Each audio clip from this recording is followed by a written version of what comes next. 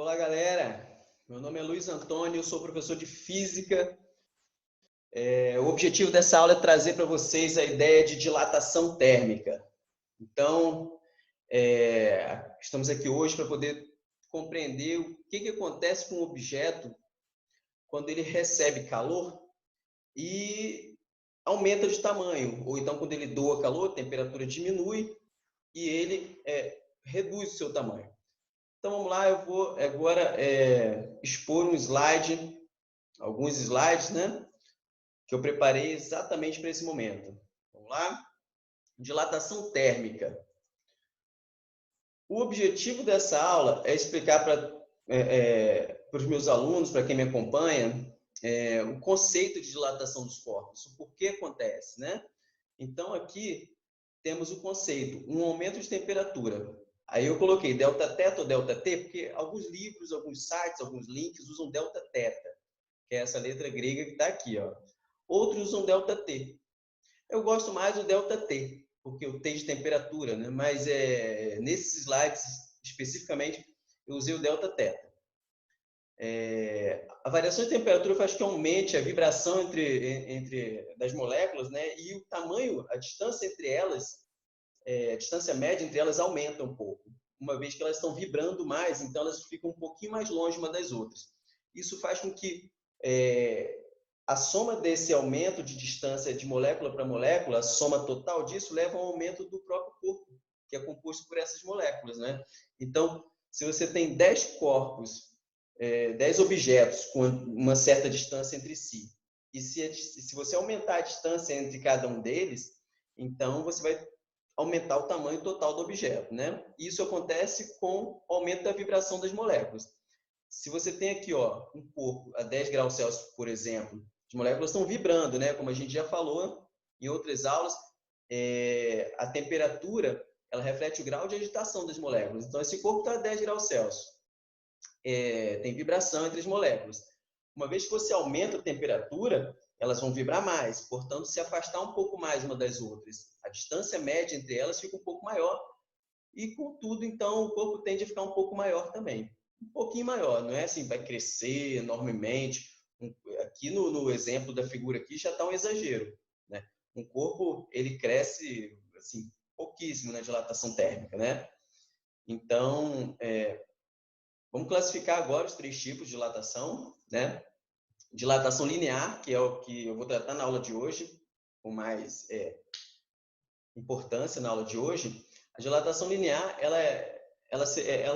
uma dilatação é classificada como linear quando o aumento de temperatura leva ao aumento mais pronunciado em uma das dimensões dela, por exemplo, o comprimento.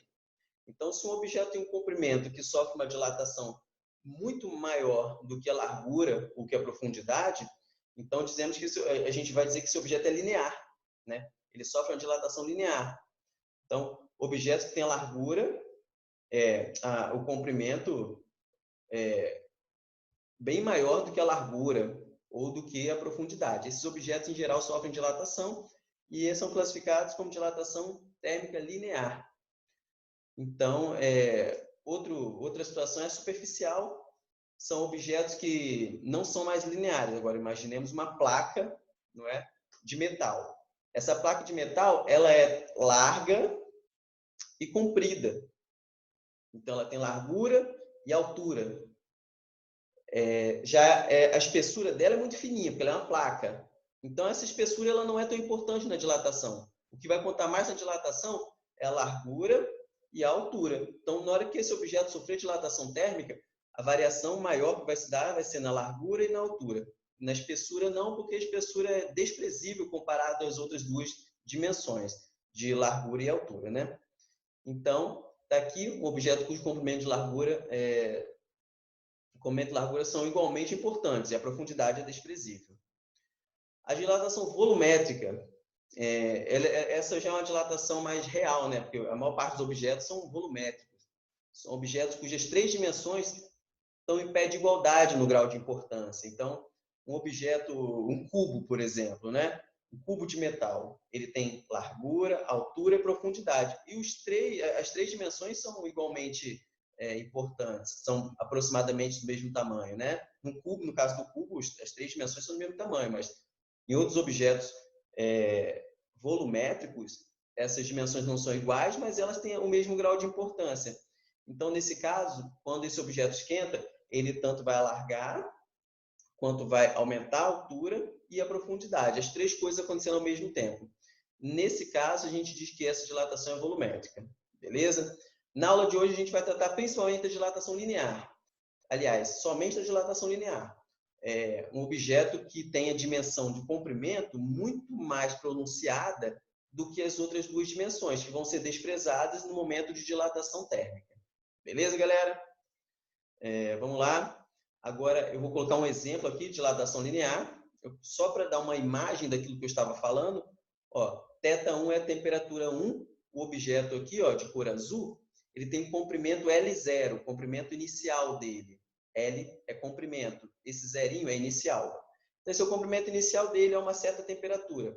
Após ser aquecido para a temperatura θ2, que é uma temperatura certamente maior do que θ1, porque o objeto aumentou, o objeto aqui ele sofreu uma dilatação. Essa parte que eu coloquei em verde é para especificar exatamente o tanto que ele dilatou. Então, a parte em azul, ó, é a parte que ele tinha antes, e a parte em verde aqui é a parte que ele aumentou, que a gente chama de ΔL. O que seria delta, professor? Delta aqui, ó, é a variação e L é o comprimento. Então, a variação do comprimento desse objeto. Ele tinha um comprimento L0, passou a ter um comprimento L, depois de ter sido aquecido da temperatura 1 para a temperatura 2. L é maior do que L0. Quanto que L é maior do que L0, professor?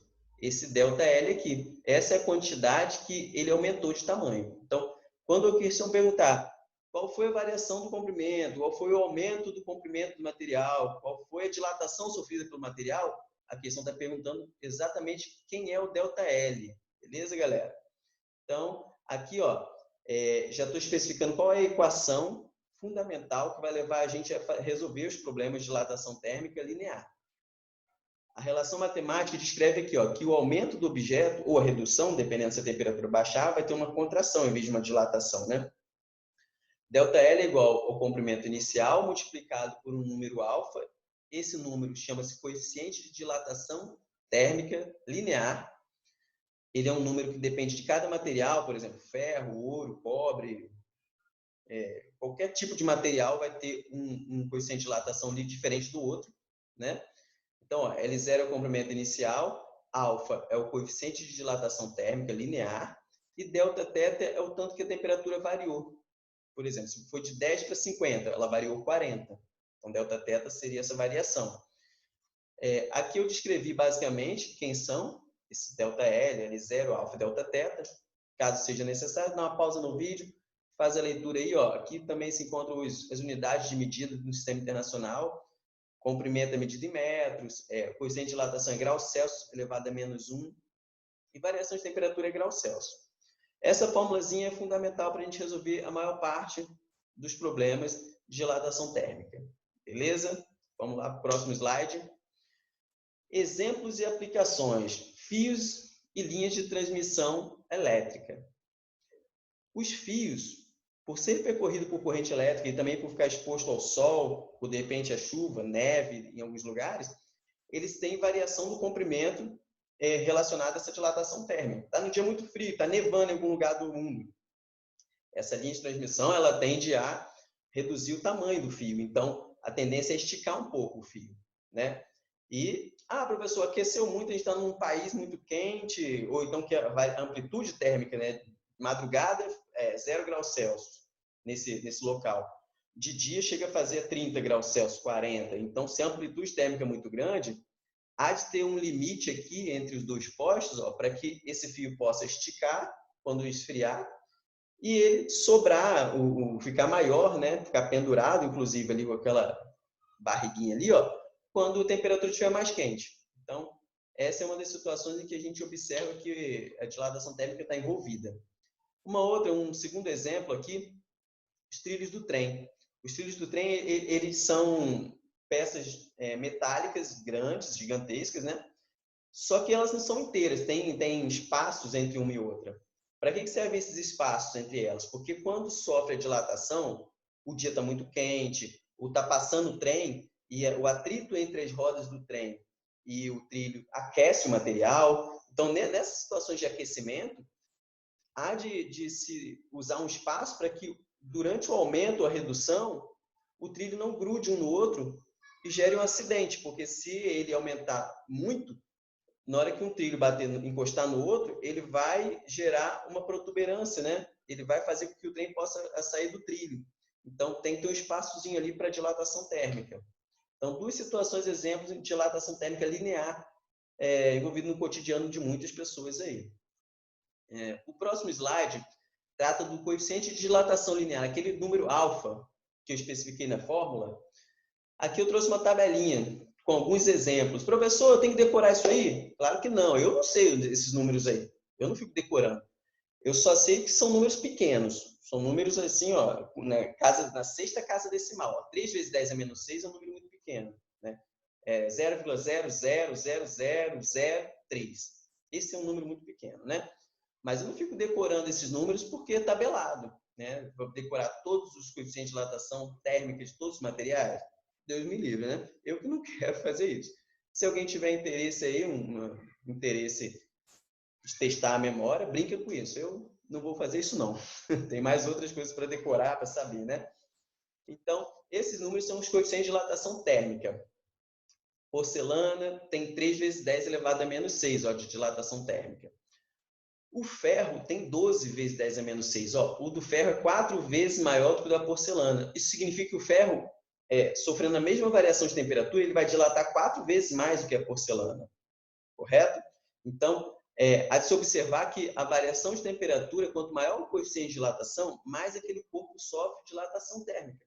Ou seja, mais ele tem aumento ou redução de acordo com a variação de temperatura. Beleza, galera? Então, se precisar de algum desses aqui, é só você dar pausa no vídeo, anotar o valor, guardar, ou então voltar ao vídeo, né? Então, agora vamos para o próximo slide. O que é esse tal coeficiente de dilatação térmica linear, né? Vamos lá. Numericamente falando, peguei o exemplo do ferro aqui, ó, 12 vezes 10 elevado a menos 6. Esse número é o 12. Só que ele tem 6 casas decimais. Essas 6 casas decimais são exatamente por causa desse 10 elevado a menos 6 aqui, ó. É o 12 com 10, com 6 casas decimais, como está descrito aqui, ó. 1, 2, 3, 4, 5, 6 casas decimais. Esse número aqui é a forma decimal de escrever este número que está escrito em forma de potência. Beleza, galera?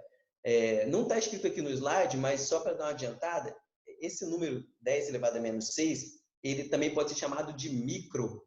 Então, podemos dizer que esse alfa aqui, ó, é 12 micrograus Celsius elevado a menos 1. Toda vez que você vê escrito numa questão de física ou matemática, micro significa 10 elevado a menos 6.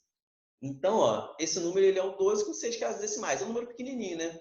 Número, graças a Deus é um número pequeno, inclusive. Eu fico feliz que seja um número pequeno, né? Eu vou falar já por quê.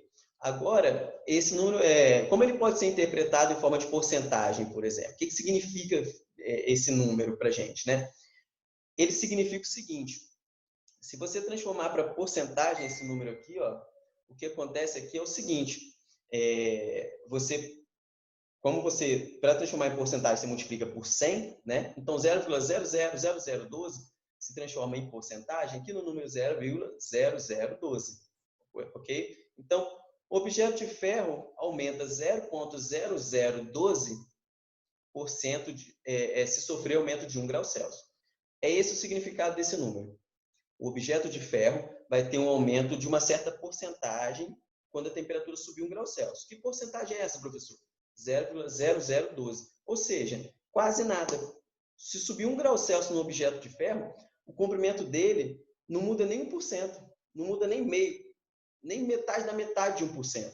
Então, quando você aumenta 1 grau Celsius no objeto de ferro, o aumento dele é 0,0012% no tamanho total que ele tem, né? Então, é esse o significado desse número, desse coeficiente de dilatação térmica. É a porcentagem do tanto que o objeto vai aumentar, caso ele sofra uma variação de temperatura de 1 grau Celsius.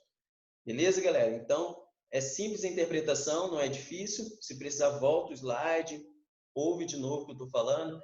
É muita informação aparecendo na tela, é muita informação sendo dita, né? Então, olha a tela, vai mastigando essa informação. O que é esse alfa aí? Coeficiente de dilatação térmica linear. O que representa aqui esse 10 a menos 6, professor? É que são 6 casas decimais aqui, depois do 12 aqui, à frente do 12 aqui, ó, certo? Como ele pode ser interpretado? Esse número é interpretado como a porcentagem do aumento de um objeto quando ele é aquecido. Então, quanto que o objeto vai aumentar se ele for aquecido? É essa porcentagem que representa o aumento do objeto. Porcentagem em relação ao tamanho original dele, não é? Então, vamos lá. Agora, eu falei agora, né? Ainda bem que os objetos têm coeficiente de dilatação térmica pequeno, né? Você viu uma porcentagem do ferro? 0,0012% de aumento, ou seja, um aumento praticamente, assim, digamos, né? Entre aspas, desprezível. É ótimo que seja assim. Já pensou se fosse alto esse número? Vamos raciocinar comigo aqui. Vamos agora no fantástico mundo de Luiz. Como seria a gente dentro de um ônibus? Daqui a pouco o sol bate no ônibus, dá aquela aquecida, tudo começa a aumentar. O banco aumenta, né? Dilatação, se a dilatação térmica fosse grande, ia ficar muito perceptível para a gente. Então, por que a gente não percebe no dia a dia? Porque esse número é um número pequeno, o coeficiente de dilatação térmica do ferro, por exemplo, é uma porcentagem pequenininha. Se fosse um número grande, ia ficar perceptível. O sol ia bater no ônibus, daqui a pouco ele, em vez de tomar uma pista só, ele ia tomar 2 pistas, os carros iam bater um no outro, né? O banco do ônibus ia aumentar, os ferros do ônibus iam ficar mais largos, você está segurando no ferro do ônibus, daqui a pouco você tem que se pendurar lá no ferro. Então, o coeficiente de dilatação térmica sendo pequeno, isso é bom para a gente, isso é bom para a nossa vida, para o cotidiano, no dia a dia, né? Isso é ótimo. Vamos imaginar outra situação absurda. Imagina um carro, né? Nem vou clicar no próximo. Imagina um carro.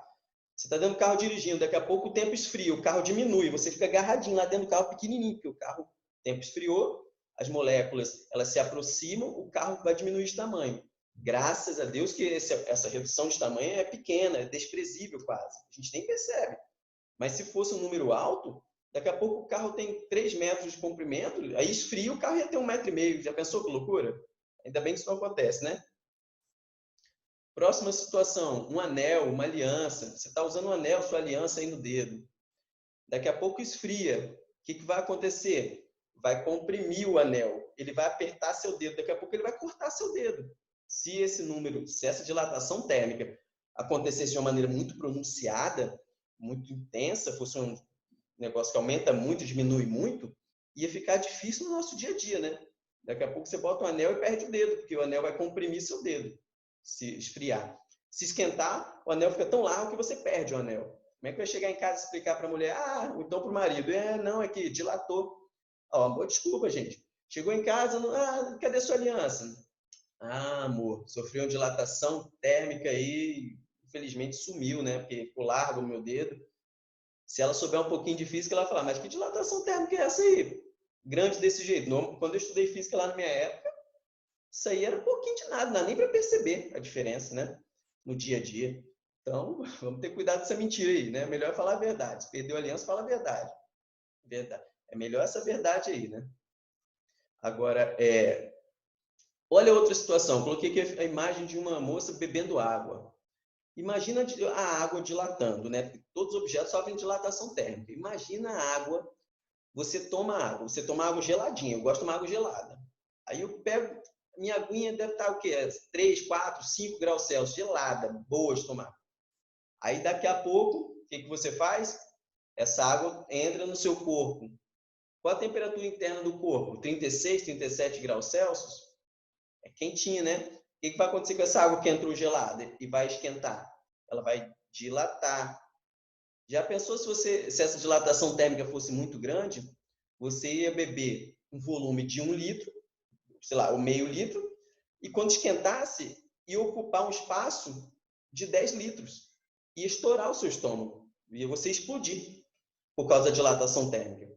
Então, graças a Deus, a dilatação térmica é um número baixo, um número pequeno, você bebe a água e o aumento que ela tem dentro do seu estômago é desprezível. Por quê? O coeficiente de dilatação térmica dos objetos, ou dos corpos, ou das substâncias, é um número muito pequenininho. Isso é ótimo, porque não dá para perceber, não interfere no nosso dia a dia, né? Não atrapalha a nossa vida, né? Então, a situação é, que bom, isso significa que os corpos mudam de tamanho com a mudança de temperatura, mas só um pouquinho. Não vai acontecer nenhuma tragédia, um ônibus vai ocupar duas pistas porque o sol bateu no ônibus. Você perdeu o dedo porque você botou a mão na geladeira, resfriou o seu anel e ele comprimiu o seu dedo. Ou então o seu estômago não vai explodir só porque você bebeu água, né? Então, se o coeficiente de dilatação térmica fosse um número alto, tudo isso ia acontecer. Então, ainda bem que não é, né? Aqui tem uns exercíciozinhos aqui que eu estou preparando ainda, mas eu vou deixar para um próximo momento, para uma próxima aula, para que a gente possa discutir criteriosamente um por um. Então, o objetivo da aula foi esse, foi explicar o conceito de dilatação térmica, definir o que é, mostrar exemplos, falar do coeficiente de dilatação térmica, mostrar a fórmula, a equação matemática para resolver alguns problemas, né? Descrever conceitualmente o significado do coeficiente de dilatação térmica, tanto numericamente quanto conceitualmente, fisicamente falando mesmo, né? Então, espero ter atingido o objetivo dessa aula. Obrigado, galera. Vou disponibilizar essa aula aí para todo mundo. Tirem suas dúvidas. E é isso aí. Valeu, beijinho.